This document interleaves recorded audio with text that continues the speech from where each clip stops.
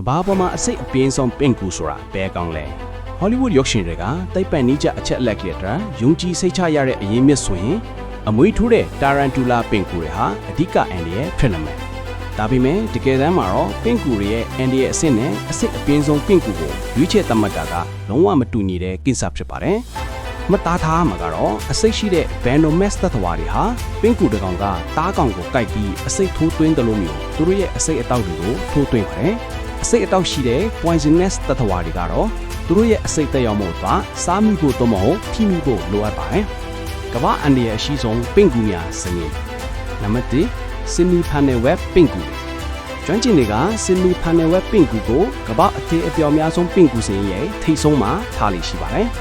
ဒီပင့်ကူမျိုးစိတ်ကအခြားပင့်ကူအလုံးထဲမှာလူကိုကိုက်နဲ့လူသေးဆုံးမှုအများဆုံးဖြစ်စေခဲ့ပါတယ်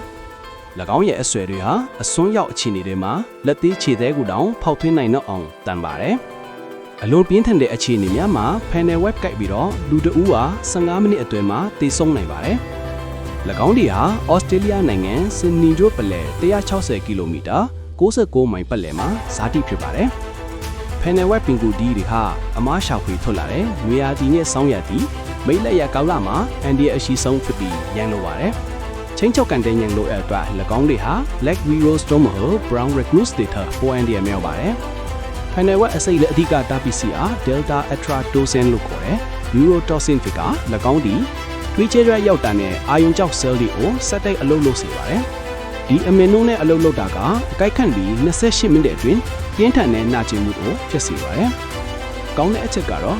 1980ခုနှစ်မှာ Panel Web ပင့်ကူရဲ့အစိတ်ဖြည့်စီ Antibending ကိုတွေ့ရှိခဲ့ပြီးနောက်ပိုင်း၎င်းရဲ့အကိုက်ခန့်လို့ဘယ်သူမှမသိဆုံးတော့ပါဘူး။ နှစ် Brazilian Wandering Spider Phoneutria nigrivans ကမ္ဘာတစ်ဖက်ခြမ်းမှာရှိတဲ့ Brazilian Wandering Spider ကို Sydney Panel Web အောက်မှာကမ္ဘာအသေးအပြောက်အများဆုံးပင့်ကူအဖြစ်ဒုတိယနေရာမှာထားလိရှိပါတယ်။2009ခုနှစ် Guinness Book of World Records စာအုပ်ကတော့၎င်းကိုကမ္ဘာအစစ်အပြင်းဆုံးပင့်ကူလို့သတ်မှတ်ခဲ့ပါတယ်။အဘယ်ကြောင့်ဆိုတော့၎င်းဒီသားကောင်များထံသို့တစ်ကနေ2မီလီဂရမ်အထိအစိတ်ထိုးသွင်းနိုင်လို့ပါ။ဒီပင့်ကူကိုလယ်ပင်ပေါ်မှာအနည်းရောက်အမွှေးတွေနဲ့ခွဲခြားနိုင်ပါတယ်။၎င်းတို့သည်Panel Web ပင်ကူများကဲ့သို့ပင်ရန်လိုတဲ့သဘောထားရှိပြီးအမဲလိုက်ပင်ကူများအထိလူသိများပါတယ်။စိတ်ဝင်စားစရာအချက်တစ်ချက်က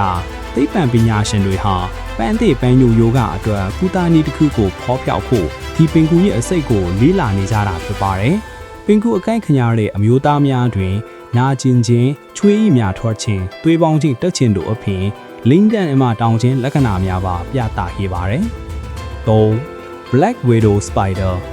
Black Widow Spider တွေဟာအမေရိကပြည်ထောင်စုမှာကြုံတွေ့နိုင်ခြေရှိတဲ့အစိတ်အပြင်းဆုံးပင့်ကူတွေဖြစ်ပါတယ်။သူတို့ရဲ့အစိတ်ဟာတာမန်ငွေဟောင်းငွေတဲ့ rattlesnake ရဲ့အစိတ်ထက်15ဆင့်ပုံမူပြင်းထန်တယ်လို့ယူဆပါတယ်။သူတို့မှာအနီရောင်သဲနာရီပုံစံအမှတ်ရှိပါတယ်။တို့ရလေအကိုက်ခံမှုအများစုကလူကိုတတ်လောက်နောင်အစိတ်ပမာဏကိုမထိုးသွင်းပါဘူး။အစိတ်ဖီစေးမတွေ့ခင်တွင်ကပင်သေဆုံးမှုနှုန်းက900လမ်းလုံးဝန်းကျင်သာရှိခဲ့ပြီးအခုအစိတ်ဖိစေ antivenom နဲ့ဆိုရင်ဒီနှုန်းကပိုပြီးနည်းသွားပါတယ်။၄ Brown Widow Spider Brown Widow Spider ဟာ Black Widow နဲ့ပုံပန်းတရံအနှဲငယ်ဆင်တူပါတယ်။သူတို့ရဲ့ဝမ်ပိုက်မှာတဲနာရီပုံစံအမတ်ရှိပေမဲ့၎င်းရဲ့အယောင်ဟာအညိုရောင်အနှင်းဖျောက်ဖျောက်အထိရှိနိုင်ပြီးတဲနာရီပုံစံကတော့လိမ်မော်ရောင်ထက်ပါတယ်။သူတို့ရဲ့အစိတ်ဟာ Black Widow ရဲ့အစိတ်ထက်2ဆပိုပြီးပြင်းထန်ပါတယ်။ဒါပေမဲ့အကိုက်ခန့်တဲ့အခါအစိတ်ပမာဏနည်းစွာသာထိုးသွင်းတဲ့အတွက်ပြင်းထန်တဲ့နောက်ဆက်တွဲပြင်းထန်တာတွေဖြစ်ပေါ်ဖို့ရှားပါပါတယ်။ငါ Brown Recluse Spiders American ပြည်ထောင်စုမှာလူများစွာက Brown Recluse ရဲ့အဆွဲကိုမလိုအပ်ပဲစိုးရိမ်ကြလို့ရှိပါတယ်။သူတို့ကို one bud portion တရောပုံတရံမသားနဲ့ခွဲခြားပြနိုင်ပါတယ်။ Brown Recluse တွေဟာမှောင်တောင်းကြတဲ့နေရာတွေကိုမြတ်တက်ပြီးလူတွေနဲ့ထိတွေ့မှုကိုရှောင်ရှားလို့ရှိပါတယ်။သူတို့ရဲ့ကိုချင်းကနာကျင်စေပြီးအစိတ်ထဲကအစိတ်အတောက်တွေကတီရှူးတွေပျက်စီးသွားလို့တိတာထင်းရှာတဲ့အမာရွတ်တွေကျန်ခဲ့နိုင်ပါတယ်။ရရှိလာတဲ့ဒဏ်ရာဟာပိုးဝင်သွားရင်သေဆုံးနိုင်ပါတယ်။ဒါပေမဲ့အသက်ရှင်နိုင်ဖို့ခွင့်တွေကအလုံးမြင်ပါပါတယ်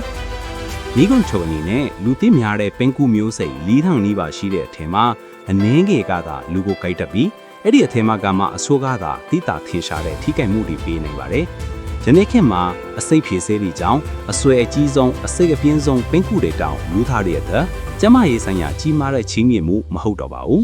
ပင်ကူမြော်စွာကအန်တီယဲမပေးစရာဒါပေမဲ့သတိပေးနိုင်ဖို့အစိတ်မပါတဲ့ကုတ်ချွန်းတွေကိုပေးလေရှိပါတယ်ဒါကြောင့်မြေအုပ်ခန်း basement တို့ဟိုကိုထောင်ရဖုံတောင်းကြတဲ့နေရာတွေမှာလှုပ်လှုပ်တဲ့အခါမျိုးမှာပင်ကူတွေဟာသူတို့နေမီကိုကာဝယ်လေရှိတာကြောင့်သတိထားပြီးအကွာဝေးတစ်ခုကနေနေထိုင်ခြင်းကအကောင်းဆုံးပါပဲ